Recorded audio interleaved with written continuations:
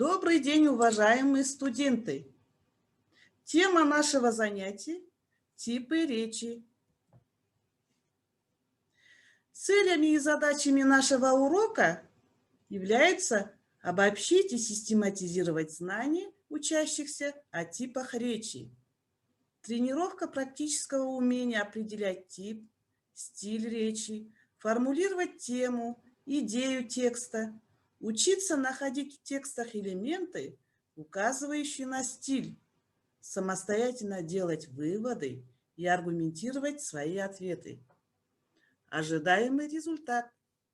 Учащиеся должны обобщить и систематизировать знания о типах речи, должны уметь определять тип, стиль речи, формулировать тему, идею текста, научились находить в текстах элементы, указывающие на тип, могут самостоятельно делать выводы и аргументировать свои ответы. Одним из средств выражения авторского отношения к теме текста является использование при его создании определенного типа речи, имеющего свои композиционные особенности. Основными типами речи являются первое – описание, второе – повествование и последнее – рассуждение. Описание – это тип речи, при помощи которого изображается какое-либо явление действительности путем перечисления его постоянных или одновременно присутствующих признаков или действий. В описании больше всего используются слова, обозначающие качества, свойства предметов. Глаголы чаще употребляются в форме несовершенного вида прошедшего времени. А для особой наглядности, изобразительности описания и в форме настоящего времени широко используются синонимы, определения, согласованные и несогласованные и назывные предложения. Перед вами пример. Небо было ясное, чистое, нежно-голубого цвета. Легкие белые облака, освещенные с одной стороны розовым блеском, лениво плыли в прозрачной тишине. Восток алел и пламенел, отливая в иных местах перламутром и серебром. Из-за горизонта точно гигантские растопыренные пальцы тянулись вверх по небу золотые полосы от лучей еще не взошедшего солнца. Описание, ребята, помогает увидеть предмет, представить его в сознании. Обратите внимание на таблицу. Описание – это мир в покое. Одна фотография. Типичная композиция текстов описание включает. Первое – общее представление о предмете. Второе – отдельные признаки предмета. Третье – авторскую оценку, вывод и заключение. Разновидности описания. Описание предмета, человека. Какой он, например? Его характеристика.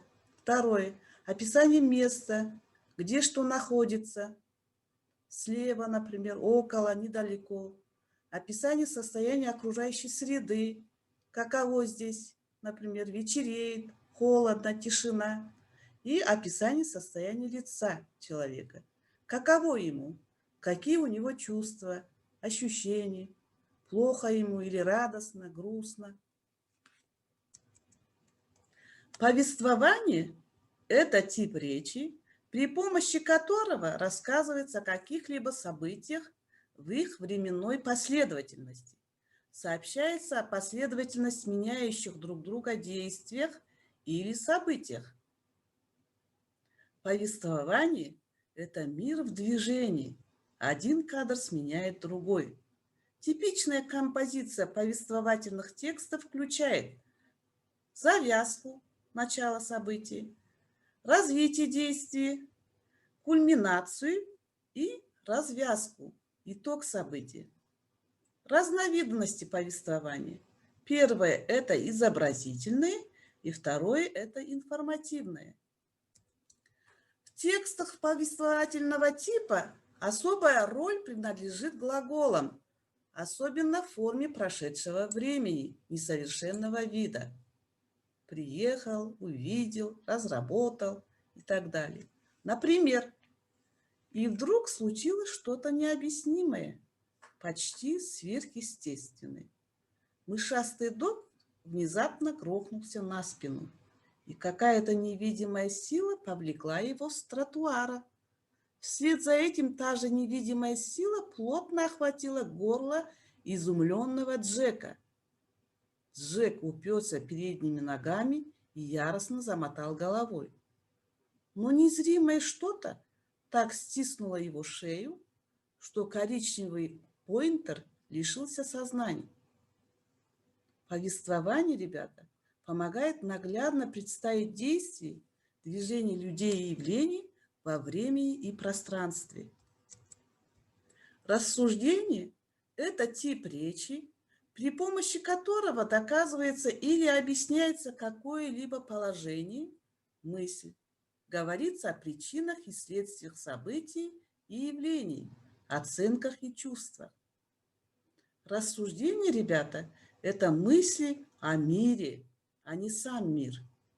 Типичная композиция текстов рассуждений включает: первое – это тезис, мысль, требующая доказательства или опровержения. Второе – обоснование, то есть это аргументы, доводы, доказательства, примеры. И третье – вывод. Разновидности рассуждений. Рассуждение, доказательства. То есть почему так, а не иначе, что из этого следует. Второе – рассуждение, объяснение. Что это такое? Толкование понятий, объяснение сути явлений. И третье – рассуждение, размышление. Как быть? Что делать? Раздумье над различными жизненными ситуациями. В текстах-рассуждениях особая роль принадлежит вводным словам, указывающим на связь мыслей, последовательность изложений. Во-первых, во-вторых, и так, таким образом и так далее. А также подчинительным союзом со значением причины, следствия и уступки. Для того, что, вследствие того, что, так как, хотя, несмотря и так далее. Обратите внимание на текст. Мало внимания обращает наш современник на родной язык. Тот, как воздух, как вода, всюду, всегда с нами. И возникает иллюзия его малоценности. За что не платит рублей, то кажется дешевым. Забывает, что самый главный признак общности людей по-прежнему язык. Увы, мы не знаем родной язык. Мы только им пользуемся. Говорим, как птицы поют, естественно и свободно, как придется. Знать же язык, языком владеть, значит охватить сознанием не одну лишь пользу слов, грамматики, но проникнуть в изначальную суть, в красоту и в высокую правду речи. Понять до конца, не ощущением только, но и разумом, волей. Понять, что именно язык – начало всех начал, что, приступая к делу и совершая дело, и подводя итог, мы осмысляем все это, словом передавая открытое для себя другим. Ребята, рассуждение помогает автору сделать мысль более ясной и четкой, а позицию более убедительной. Внимание! Границу между описанием, повествованием и рассуждением достаточно условной. При этом далеко не всегда в тексте представлен какой-либо один тип речи. Значительно чаще встречаются случаи их сочетания в различных вариантах. Описание и повествование, описание и рассуждение, описание повествования и рассуждений, описание с элементами рассуждений или же повествование с элементами рассуждений.